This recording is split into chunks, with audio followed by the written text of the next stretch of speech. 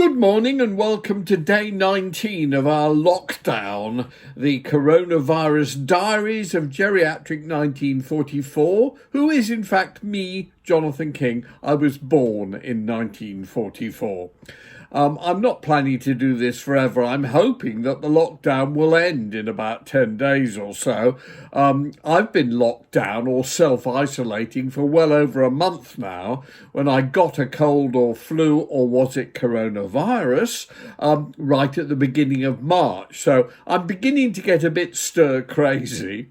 Anyway, I wanted to let you know that I've had loads and loads of messages. Thank you for those, by the way, from people who are enjoying these diaries, these daily diaries, especially people who are fascinated by my Beatles stories. I was, of course, lucky enough to have my first hit in 1965 when I was a mere lad, under the age of 21. I'd written and recorded it when I was still a teenager. It was basically a song called Everyone's Gone to the Moon that sold 9.5 million copies around the world and went to number one in a lot of places. I wrote it and sang it, although our royalties for singing something in those days were tiny. I think 2% I was getting. I got an awful lot from my writer's royalties, and still do, I have to admit, on a daily basis. Anyway, Beatles stories. If you're interested, which I'm sure you're not, most of you, but still, for those who contact me. Another amusing John Lennon tale. One night we were down in a club and John had taken something called, I think if I remember rightly, STP. It was like a version of LSD.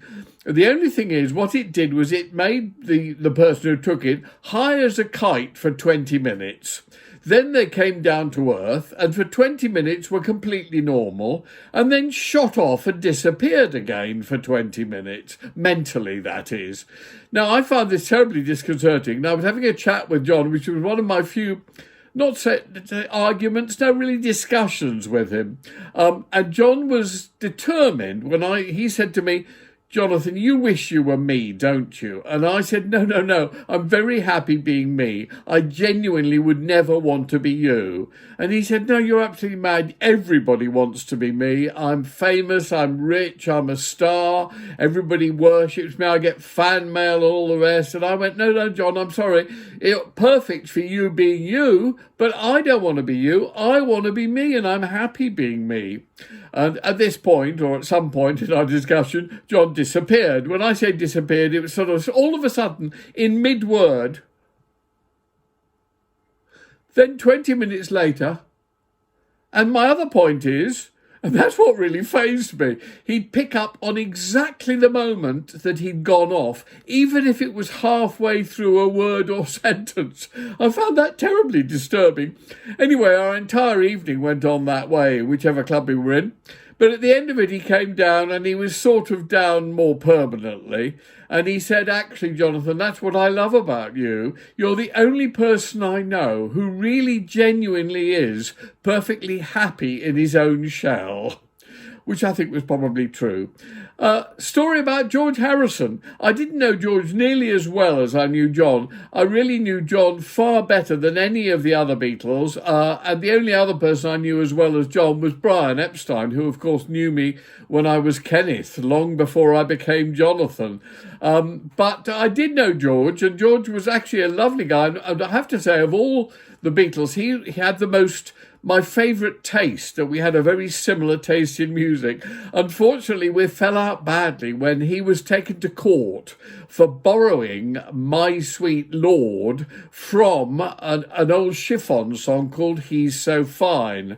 Now, I thought that was a real nick, to be honest, and I recorded my version of He's So Fine a la My Sweet Lord, and millions of people bought it and heard it, and so much so it was actually presented in the court case but to the judge, and he played my version, or the defence or the prosecution, whoever it was, played my version. And I'm sorry, the judge said, "Yes, I think that's really, really brilliant. It is obviously very similar," and found in favour of the chiffons and against George. Well, George never spoke to me again. He hated me from that moment. But and I was very sad because then he died and we were never able to make up. But during the period we were friends in the middle 60s, they'd all been off on tour in America, and he came back and we were in the club one night, in one of the clubs, and he said, "I've got you a present," and he gave me a present. And the present was a track he'd heard when he was in America on an obscure American radio station in Chicago or Los Angeles or somewhere. And it was the original version, or one of the original versions of It's in His Kiss. Now, actually, that had turned into a hit in America by a girl called Betty Everett under the title The Shoop Shoop Song. Do you remember the Shoop Shoop Song and It's in His Kiss? Is it in his kiss? No, no, it's not the way. You know, I'm not going to do it now. You couldn't afford me. But anyway, he brought me back this version that was before Betty Everett's, and it was by someone called Ramona King. And he said, the reason he actually went out and bought it because of her name, Ramona King. And he thought, I must buy this for Jonathan because he'll absolutely love it, which I did, by the way. I thought it was a great version, but also because of the coincidence of the name Ramona King. And I'm sure she's actually a relation of his. I thought that was really sweet, and I did appreciate it. And he'd gone out of his way in the middle of this incredible tour to go and buy this record for me simply because we both had the same name, King. I thought that was great fun. Excuse me a moment. I think my wonderful camera is slipping. There you go. I'm back to normal again, I think. So that's my George story. I want to tell you a Paul story, which will make you giggle, I think. Paul and I got to be quite good friends, and one day I was with my girlfriend at the time, who was a gorgeous coloured lady called Daisy May Williams. Daisy, if you're still alive, do get in touch with me. We became very close over the years. Anyway, Daisy May and I had arrived at this club, and literally as we were about to go in, Paul was about to go in, and he seized me and said, Jonathan, I have to find a piano. I have to get to a piano. I've got this song in my mind. It's brilliant, but I need a piano now. Do you have one? And I said, well, actually, I do have one in my office, which is quite nearby. So the three of us leapt into a cab, and Paul was happily going, because he didn't want to lose the melody in his head. And we arrived at my office in Soho Square, which, funnily enough, later on, Paul bought a building in Soho Square, which is still to this day his office. And we arrived at my door at number 37 Soho Square, and the outer door, I only was in the top floor, the outer door was locked, and I didn't have the keys with me, because it was like, whatever it was, 12 o'clock at night or whatever. I think this is slipping again. There we go, that's better. And so as a result, I had to break into the office. We had to kick the door in, which we did. We went up in the lift to the fourth floor. Paul locked himself into my office for about an hour. Daisy May and I sat outside, and finally he came out. He said, oh, brilliant, thank you so much, Jonathan. I managed to do that, because he obviously reads music, which is more than I do. And off we went back to the club and spent the rest of the evening having fun. Well, I've always wondered, was that yesterday? It wasn't, of course. Yesterday was originally, I think, called Scrambled Eggs, and it was way before then that he wrote Yesterday. But I'd love to know which song it was he wrote on my piano. Paul and I must have dinner one day because we've got so much reminiscing to do. And when we do, I shall ask him. It'll be over some kind of vegan meal, I suppose, lettuce and something. Oh, God, pain. But I shall ask him, what was that song, Paul? Anyway, there you go. A couple of my stories of days gone by about John Lennon, George Harrison and Paul McCartney. I hardly knew Ringo at all. I've got a horrible feeling that this camera is slipping again. So before it falls completely out of its cradle, I want you to have a listen to a song I wrote fairly recently, about 10, 15 years ago, to go in one of my movies, Vile Pervert the Musical. And it was originally called There's Nothing Wrong with Buggering Boys. Well, everybody had outrage about this. Why? No, not the word buggery, because buggery is, of course, legal, by the way, if you happen to be married to someone or whatever. It's just not legal under certain circumstances. No, it was the word boys that worried people. And so eventually I put it out and released it under the name Wilde About Boys, because I was pretending to be Oscar Wilde in this movie. Oscar Wilde was a great deal more straight than this camera was. Anyway, so I recorded it as Oscar Wilde, and it did incredibly well, but it caused a storm of controversy. Everybody complaining there's nothing wrong with buggering boys, which it still sings in the chorus. And how can you say this about boys? And I'm going, hang on a moment. Boys are anybody who's young, in my opinion. And I remember one of Murdoch's papers, Rupert Murdoch's papers. I'm a bigger fan of Rupert, by the way. I wrote it for for The Sun for 10 years. I had a weekly page on The Sun. But they complained like mad, and I wrote them a letter back. I was in prison at the time, I think, and I'd used the word boys. No, it can't have been, because I didn't release it till afterwards. But anyway, I wrote back to them, and I said to them very firmly, now look here, you use the word boys all the time. Bring our boys home, you say, or our boys are heroes about people fighting, soldiers fighting abroad. And that made them go quiet. Even so, the controversy continues to this day. I think I make rather a good Oscar Wilde. In fact, I've told my friend Stephen Fry I'm a better Oscar Wilde than he is.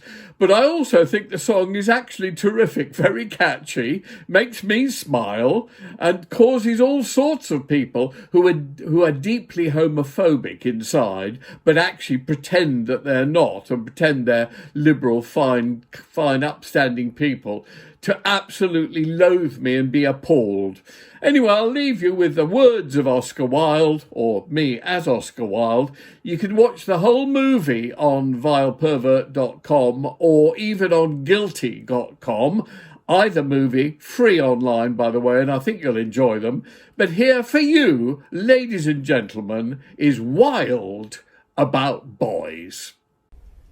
Social commentators covered the event by likening King to me, Oscar Wilde. 100 years ago, social homophobia had locked me up and ruined my life and career, all done with joy. Joy rhymes with boy. You've got to have consent, clear understanding what is meant. But if they don't regard it bent, they may well discover it was heaven sent. There's nothing wrong with bothering boys, as long as he's doing what he enjoys. Don't startle the horses or make too much noise, but there's nothing wrong with bothering boys. There's nothing wrong with bothering boys. Make sure your partner's not too young or old, or simply doing what he's told. But if he feels more hot than cold, in the passion of the moment you'll be solid gold. There's nothing wrong with bothering boys, as long as he's doing what he enjoys. Don't startle the horses or make too much noise, but there's nothing wrong with bothering boys. There's nothing wrong with bothering boys.